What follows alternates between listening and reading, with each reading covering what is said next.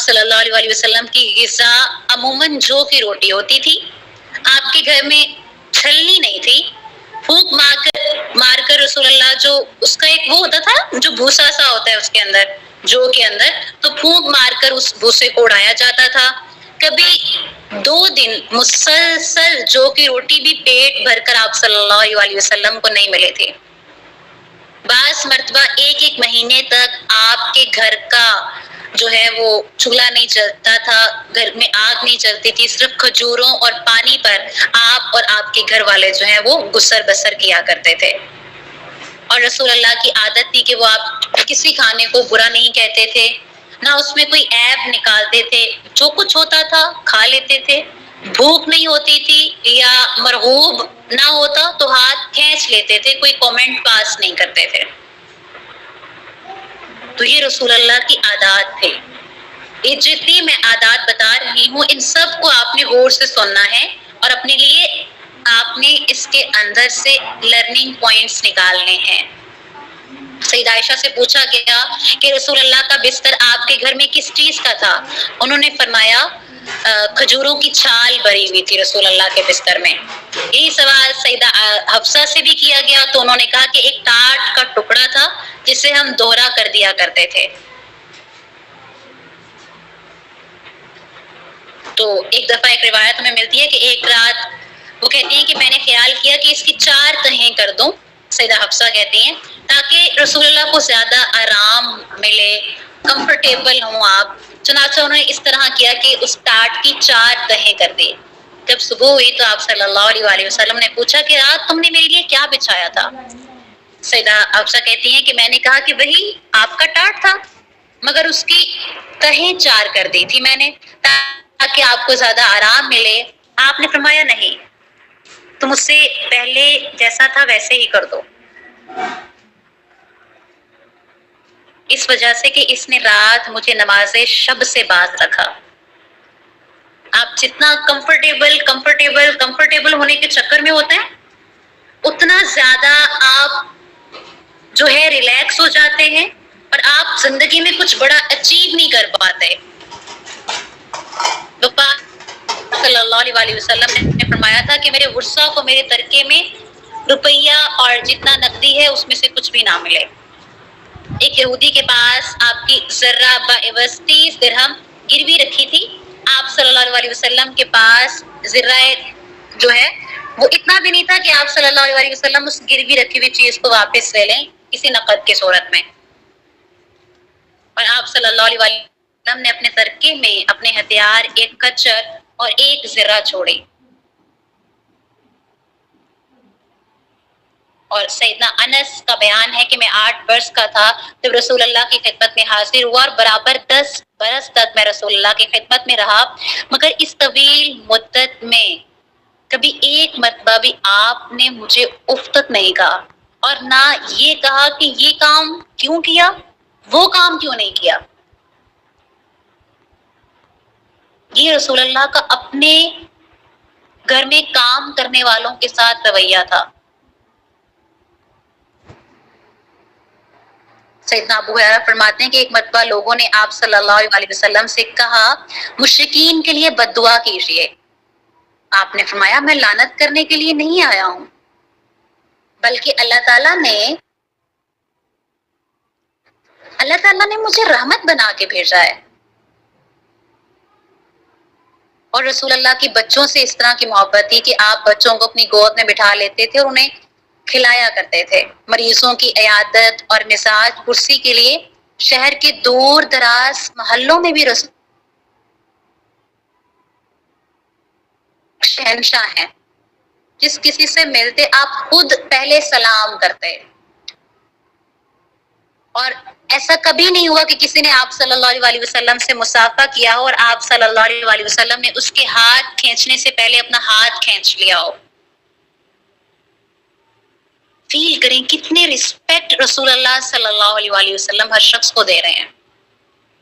یہ اتنی چھوٹی چھوٹی چیزیں ہیں جو ہمیں لگتا ہے کہ ہم زندگی میں شاید ان چیزوں کو بادر نہیں کرتے, فیل نہیں کرتے. اللہ کے نبی ہاتھ نہیں کھینچ رہے جب تک اگلا بندہ اپنا ہاتھ نہیں چھڑا رہا. اور رسول اللہ صلی اللہ علیہ وسلم احتراماً اپنے اصحاب کا نام نہیں لیتے تھے، بلکہ کسی کنیت سے مخاطب کرتے اور محبت آمیز اور پسندیدہ ناموں سے ان کو یاد کیا کرتے تھے۔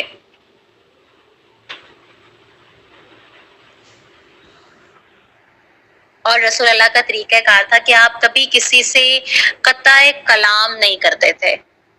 ہاں، اگر رسول اللہ کو کوئی بات ناگوار گزرتی تھی آپ منع کر دیتے تھے یا اٹھ کر کھڑے ہو جاتے تھے تاکہ وہ جو کوئی بات کر رہا ہے وہ خود ہی باز آ جائے۔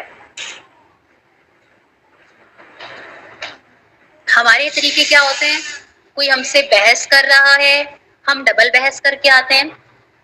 اگر ہمیں آنسر بھی نہیں کرنا نا کسی کی بات کا، ہم وہاں کھڑے ہو جاتے ہیں تاکہ اگلے بندے کو موقع ملتا رہے، وہ بولتا رہے۔ لوگوں کو پیار محبت کے ناموں سے پکارا کریں، لوگوں کے ساتھ حسن سلوک کیا کریں۔ اور رسول اللہ صلی اللہ علیہ وسلم کا جیسا خلق تھا، کمال خوش اخلاقی۔ سیدنا عبداللہ بن حارث کا قول ہے کہ میں نے کسی شخص کو رسول اللہ سے زیادہ خوش اخلاق نہیں دیکھا۔ آپ کا قول ہے کہ پہلوان وہ نہیں جو لوگوں کو بچاڑ دے، بلکہ پہلوان وہ ہے جو غصے کے وقت اپنے نفس کا مالک ہو۔ سیدنا انس کا بیان ہے کہ آپ صلی اللہ علیہ وسلم اشجع الناس تھے۔ آپ ایک مرتبہ کا ذکر ہے کہ اہل مدینہ یکایک گھبرا اٹھے کیونکہ انہیں کوئی شور سنائی دیا، رات کا ٹائم تھا، انہیں لگا کہ شاید دشمن نے حملہ کر دیا ہے۔ لوگ آواز کی جانب گئے، مگر انہوں نے دیکھا کہ جب وہ وہاں پہنچے ہیں اس آواز کی جانب تو رسول اللہ صلی اللہ علیہ وسلم پہلے سے ہی اس طرف سے واپس آ رہے تھے۔ آپ صلی اللہ علیہ وسلم سب سے پہلے گھوڑے کی ننگی پشت پر سوار ہو کر ادھر تشریف لے گئے تھے، چیک کر سکیں ہوا کیا ہے۔ آپ صلی اللہ علیہ وسلم نے لوگوں سے کہا گھبراؤ مت، کوئی خوف والی بات نہیں ہے۔ جس سے پتہ چلتا ہے کہ رسول اللہ کتنے بہادر تھے۔ وہ صرف لیڈر ہی نہیں تھے، وہ بہت بہادر بھی تھے۔ برہ بن عازب کا بیان ہے کہ جنگ حنین کے دن لوگ بھاگ کھڑے ہوئے تھے اور رسول اللہ صلی اللہ علیہ وسلم یہ پڑھ رہے تھے کہ انا آل نبی۔ رسول اللہ تو آل نبی ہے نا، رسول اللہ صلی اللہ علیہ وسلم نبوت کے درجے پر فائز ہیں، وہ عبد المطلب کے پوتے ہیں، وہ جھوٹے کیسے ہو سکتے ہیں، وہ میدان سے کیسے بھاگ سکتے ہیں؟ اس روز آپ صلی اللہ علیہ وسلم سے زیادہ بہادر اور شجاع شخص نہیں دیکھا گیا جو اس قدر تیز لڑائی میں بھی جو ہے وہ خود کو مضبوط کر کے کھڑا ہوا ہے، یہاں تک کہ لوگ رسول اللہ صلی اللہ علیہ وسلم بہادر اور شجاع شخص نہیں دیکھا گیا جو اس قدر تیز لڑائی میں بھی جو ہے وہ خود کو مضبوط کر کے کھڑا ہوا ہے، یہاں تک کہ لوگ رسول اللہ صلی اللہ علیہ وسلم میں جو ہے اپنے آپ کو پناہ دینے کی کوشش کر رہے ہیں۔ اور برا بن عازب کی اسی روایت کے اندر آتا ہے کہ ہمیں سب سے زیادہ بہادر اور دلیر وہ سمجھا جاتا تھا جو میدان جنگ میں رسول اللہ کے برابر کھڑا رہ سکتا تھا، جو رسول اللہ کے بالکل برابر میں آتا تھا ہم سمجھتے تھے یہ بندہ بہادر ہے، کیونکہ مین خطرہ رسول اللہ کی جان کو ہے اور وہ اس کے برابر میں کھڑے ہوئے ہیں۔ تو آپ خود سوچیں، ساتھ کھڑے ہونے والے کو اگر صحابہ اکرام بہت بہادر سمجھ رہے ہیں تو رسول اللہ صلی اللہ علیہ وسلم کس قدر بہادر تھے کہ آپ میدان جنگ میں کھڑے ہوتے تھے۔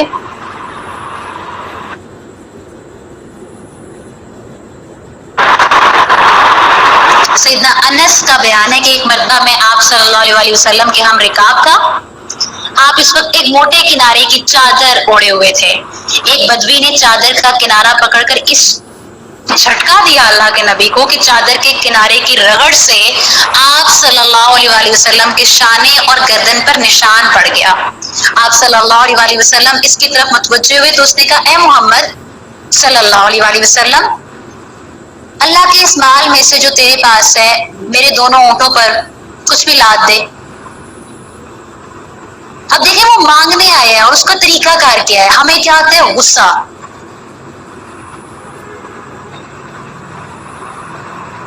اب وہ اس نے پہلے کھینچا ہے، اس کے بعد اس کے الفاظ یہ ہیں کہ اللہ کے اس مال میں سے جو تیرے پاس ہے میرے دونوں اونٹوں پر کچھ بھی لاد دے. اور پھر آگے وہ کہہ رہا ہے کیونکہ اس میں سے جو کچھ تو مجھے دے گا وہ کچھ تیرا یا تیرے باپ کا مال نہیں ہے.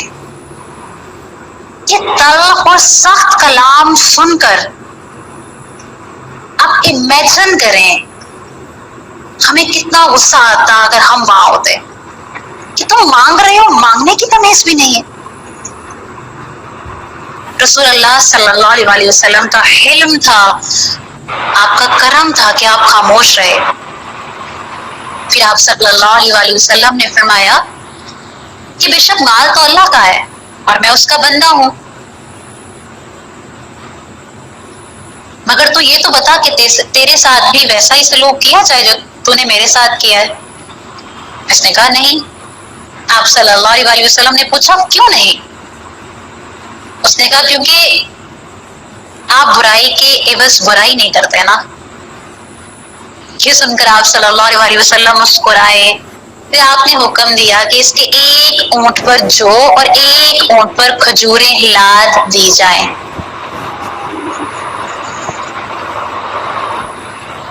اتنی خوبصورتی ہے ان واقعات کے اندر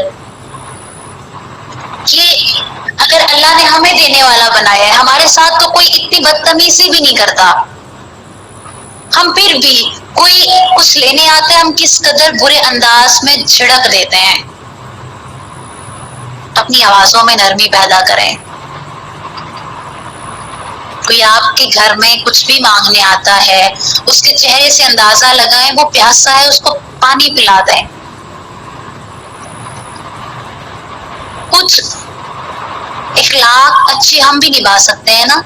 کوئی آیا ہے، وہ چاہے اپنے کام سے آیا ہے چاہے وہ مانگنے آیا ہے، اس سے پانی کا پوچھ لینے میں تو کچھ نہیں جاتا. ایک مرتبہ ایک یہودی اسلام لانے سے پہلے آپ صلی اللہ علیہ وسلم کے پاس اپنے کچھ قرض کا تقاضا کرنے آیا اور بہت کچھ بول کے گیا. برا بلا کہ تم اولاد عبد المطلب ہو، بہت وعدہ خلافی کی ہے، یہ وہ بڑا کچھ بولا. وہ بولتا رہا، رسول اللہ اس کی بات پر مسکراتے رہے، مگر سیدنا عمر نے اسے جھڑک کر ایسی بےہودہ گوئی سے روکنا چاہا. تو آپ صلی اللہ علیہ وسلم نے سیدنا عمر سے فرمایا کہ اے عمر، تم نے ہم دونوں سے وہ طرز عمل اختیار نہیں کیا جو کرنا چاہیے تھا. اور آپ امیجن کسی وجہ کے جو ہے وہ بولتا جا رہا ہے. اسمائل تو بہت دور کی بات، ہم تو اس کی طرف دیکھنا پسند نہیں کرتے. پھر رسول اللہ کا سیدنا عمر کو یہ کہنے کا مقصد یہ تھا کہ مناسب یہ تھا کہ تم اسے نہ جھڑکتے بلکہ حسن اخلاق کے ساتھ اور نرمی کے ساتھ نصیحت کرتے اور مجھ سے وعدہ نبھانے کا اور قرض کو ادا کرنے کا کہتے.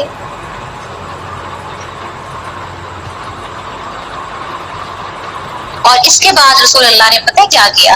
رسول اللہ نے حکم دیا کہ اس کا قرض بھی ادا کرو اور جو اس کو جھڑکا گیا ہے، حالانکہ اس نے بھی جھڑکا تھا، جھڑکنے کے معاوضے میں 20 سا یعنی 1.5 من جو زیادہ دو.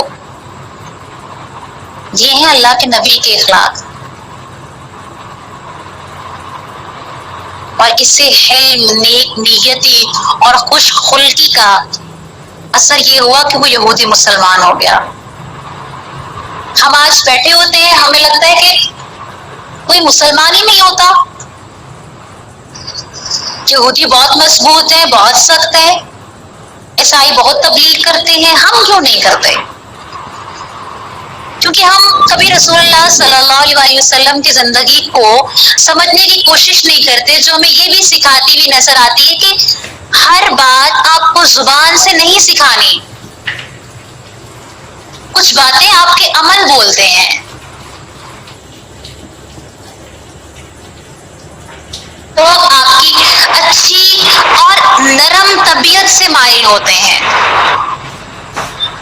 ہم قرآن تو دھڑا دھڑ پڑھیں اور ہمارے لہجے کڑوے ہوں. ہم نے سیرت نبوی کی 50 کتابیں پڑھ لی ہوں اور ہمیں نرمی ہی نہ آئے. ہر سیرت کی کتاب یہ بتاتی ہوئی نظر آتی ہے رسول اللہ نرم طبیعت تھے، نرم طبیعت تھے. میں سارا دن قرآن پڑھوں، میں سارا دن سیرت کی کتابیں پڑھوں اور لوگوں سے بات کرتے ہوئے میرے لہجے کی سختی، الامان، کیا فائدہ؟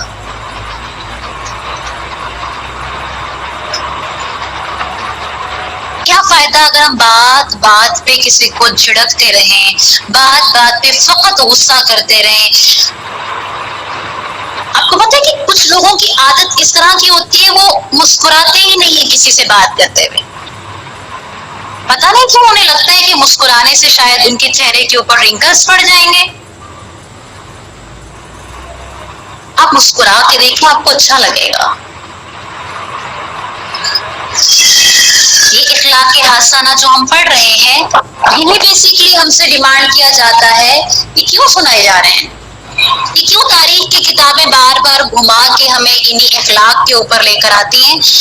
کچھ تھوڑا بہت تو ہم بھی امت ہونے کا حق ادا کریں. سیدنا انس فرماتے ہیں کہ ہم آپ صلی اللہ علیہ وسلم کے ہمراہ ابو سیف لوہار کے کھا گئے، جس کی بیوی آپ صلی اللہ علیہ وسلم کے بیٹے ابراہیم کو دودھ پلاتے تھے. اس وقت ابراہیم بالکل جانے بلد تھے. ان کی یہ حالت دیکھ کر آپ صلی اللہ علیہ وسلم کی آنکھوں میں آنسو آئے. آپ صلی اللہ علیہ وسلم کو آپ دیدہ دیکھ کر سیدنا عبد الرحمن بن عوف نے کہا یا رسول اللہ، آپ بھی بے صبری کا مظاہرہ فرماتے ہیں؟ آپ نے فرمایا اے ابن عوف، یہ آنسو رحم اور شفقت کی وجہ سے ہیں، بے صبری اور ناشکری کی وجہ سے نہیں ہے. بے شک دل غمگین ہے، آنکھیں آنسو بہا رہی ہیں، لیکن ہم کوئی ایسی بات نہیں کہتے جو اللہ کے رضاعت کے خلاف ہو. اب دیکھیں ایک صحابی ہیں رسول اللہ صلی اللہ علیہ وسلم کا وہاں پر آپ دیدہ ہونا، وہ کس طرح کہہ رہے ہیں اللہ کے نبی سے کہ آپ بھی بے صبری کا اظہار فرما رہے ہیں، اور اس پر بجائے کچھ بھی کہنے کے رسول اللہ کس قدر نرمی کے ساتھ جواب دے رہے ہیں. یہ نرمیاں سیکھنی ہے. ہماری زندگیوں میں سب آ جاتا ہے، ہماری زندگیوں میں 5 وقت کی نماز آ جاتی ہے، ہماری زندگیوں میں قرآن آ جاتا ہے. نہیں آتی تو نرمی نہیں آتی. کسی کی بات کا جواب میٹھے انداز میں دینا نہیں آتا. نہیں آتی تو صبر نہیں آتا. کسی کی لاج رکھنی نہیں آتی. کوئی بڑے مان سے آپ سے کچھ کہتا ہے اور ہمیں لاج رکھنی نہیں آتی. سیدنا ابو سعید خدری فرماتے ہیں کہ ایک دفعہ انصار میں کچھ لوگوں نے آپ صلی اللہ علیہ وسلم سے کچھ مانگا. آپ صلی اللہ علیہ وسلم نے ان کو دے دیا. انہوں نے اور مانگا، آپ نے ان کو اور دیا، یہاں تک کہ آپ کے پاس جو کچھ تھا آپ نے سب دے ڈالا. پھر آپ صلی اللہ علیہ وسلم نے فرمایا میرے پاس جو کچھ آتا ہے اسے تم لوگوں سے بچا کر جمع کر نہیں رکھتا. اب لاشبہ جو شخص اللہ سے یہ مانگتا ہے کہ وہ اسے سوال کی ذلت سے بچائے تو اللہ اسے اس ذلت سے بچا لیتا ہے، اور جو استغنا چاہتا ہے اللہ اسے غنی کر دیتا ہے. جو شخص صبر اختیار کرتا ہے اللہ اسے صابر بنا دیتا ہے، اور کسی شخص کو عطائے الہی میں سے کوئی عطیہ صبر سے زیادہ اچھا نہیں دیا گیا. دے بھی رہے ہیں، نصیحت بھی کر رہے ہیں. ہم نصیحتیں نہیں کرتے، ہم نصیحتوں کی صورت میں دوسروں کو ان کے گناہ یاد کرواتے ہیں. ہم نصیحتوں کی صورت میں ڈانٹ ڈپٹ کرتے ہیں. ہم نصیحتوں کی صورت میں یہ کہتے ہیں وہاں تم نے غلطی کی تھی.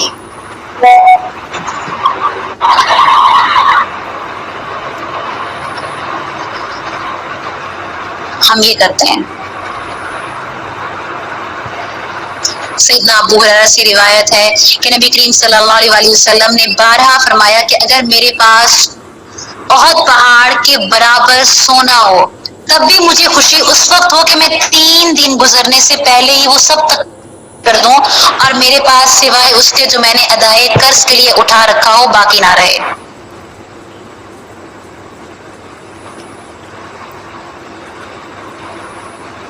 یہ وہ باتیں ہیں جو پڑھنے کی ضرورت ہے، جو سیکھنے کی ضرورت ہے۔ جابر بن عبداللہ کہتے ہیں کہ میں ایک غزوہ میں آپ کے ساتھ تھا، میرا اونٹ تھک کر پیچھے رہ گیا، اتنے میں آپ صلی اللہ علیہ وسلم آ گئے۔ آپ نے پوچھا کیوں جابر، کیا حال ہے؟ میں نے عرض کیا کہ میرا اونٹ تھک گیا ہے۔ آپ نے میرے اونٹ کے ایک ٹسنا مارا تو خوب تیز چلنے لگا، پھر ہم دونوں باتیں کرتے ہوئے چلے۔ پھر آپ صلی اللہ علیہ وسلم نے مجھ سے پوچھا تم یہ اونٹ فروخت کرتے ہو؟ میں نے کہا ہاں۔ آپ صلی اللہ علیہ وسلم نے مجھ سے خرید لیا۔ پھر آپ صلی اللہ علیہ وسلم آگے تشریف لے آئے اور میں ذرا دن چڑھے پہنچا، میں نے اونٹ مسجد کے دروازے پر باندھ دیا۔ آپ صلی اللہ علیہ وسلم نے مجھے دیکھ کر فرمایا کہ اونٹ کو چھوڑ دو اور مسجد میں آ کر 2 رکعت نماز پڑھو۔ جب میں نماز سے فارغ ہوا تو آپ صلی اللہ علیہ وسلم نے سیدنا بلال کو حکم دیا کہ اونٹ کی قیمت ادا کرو۔ میں قیمت لے کر چلا تو آپ صلی اللہ علیہ وسلم نے مجھے پھر بلایا۔ میں ڈرا کہ میرا اونٹ واپس کر دیا جائے گا، مگر میں آیا تو آپ صلی اللہ علیہ وسلم نے فرمایا کہ اونٹ بھی لے جاؤ اور اس کی قیمت بھی تمہاری، اسے بھی اپنے پاس رکھو۔ یہ وہ فیاضی تھی رسول اللہ صلی اللہ علیہ وسلم کی جو کسی بھی معاملے میں اللہ کے نبی اختیار کیا کرتے تھے۔ آپ کو پتہ ہے کہ جو ایک چیز مجھے نظر آتی ہے رسول اللہ صلی اللہ علیہ وسلم کی زندگی میں بہت زیادہ نرمی، نرم بہت تھے، نرم مزاجی بہت تھی، اتنے نرم تھے کہ کوئی شخص کچھ بھی اللہ کے نبی سے کہہ لیتا تھا اور اسے ڈر نہیں ہوتا تھا کہ اللہ کے نبی کو برا لگے گا، جس کی وجہ سے ہر شخص اپنا مدعا رکھنے میں بہت آسان تھا۔ نمبر 2، رسول اللہ صلی اللہ علیہ وسلم ہر شخص کو اہمیت دیتے تھے۔ کبھی بات کرتے ہوئے لگتا نہیں تھا کہ اس کی بات سن رہے ہیں، کسی تیسرے کی بات بھی سن رہے ہیں، چوتھے کی بھی جو بات کر رہے ہیں اس کو ویلیو نہیں کی جا رہی۔ ہر شخص کو اتنی ویلیو میرے خیال میں ملتی ہوگی اس دور میں کہ ہر شخص کو لگتا ہوگا کہ میں اللہ کے نبی کا شاید فیورٹ ہوں۔ تو یہ آپ ہمیں بھی اپنی زندگی میں یہ کرنا چاہیے، کسی کو 2 لمحے بھی دیتے ہیں تو وہ اخلاص کے ساتھ ہیں۔ 2 لمحے بھی کسی کے ساتھ بیٹھتے ہیں مکمل طور پر اس کے ہو کر بیٹھے، وہاں پہ اس کو سننے والے بن کے بیٹھے۔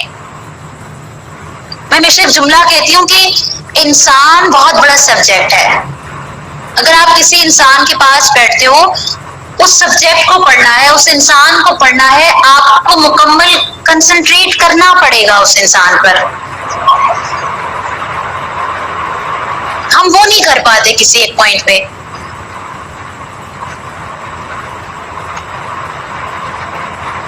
ہم وہ اپنی زندگی کے اندر امپورٹینس نہیں دے پاتے جس میں ہر شخص کو یہ فیل ہو کہ ہاں میرے سے محبت ہے، ہاں مجھے سنا جائے گا یہاں پہ۔ یہ 2 مین کمیاں ہیں ہمارے اندر۔ اس کے بعد تیسری کہ ہم پہلی بات ہے دیتے نہیں ہیں اللہ کی راہ میں۔ اگر اللہ کی راہ میں دینے لگ جائیں ہم اس کو کہیں نہ کہیں جتلا دیتے ہیں۔ اگر جتلاتے نہیں ہیں کوئی ہمارے گھر میں، اسپیشلی ہمارے گھروں میں جو مانگنے آتے ہیں، ہم بہت روڈ ہو جاتے ہیں۔ میں جانتی ہوں آج کے دور میں یہ ایک پروفیشن بن چکا ہے، لوگ پیشہ ورانہ مانگنا شروع ہو گئے ہیں۔ کوئی اداکاری کے طور پر یا کوئی مجبوری کے طور پر اللہ کے نام پر آپ سے کچھ مانگے، جھڑکا نہ کریں۔ بس آپ نہیں دینا چاہتے، پیار سے منع کر دیں، وہاں سے اٹھ کے آ جائیں، کچھ بھی، لیکن یہ جو ہم جھڑکنا شروع کر دیتے ہیں نا، یہ نہیں کرنا ہوتا۔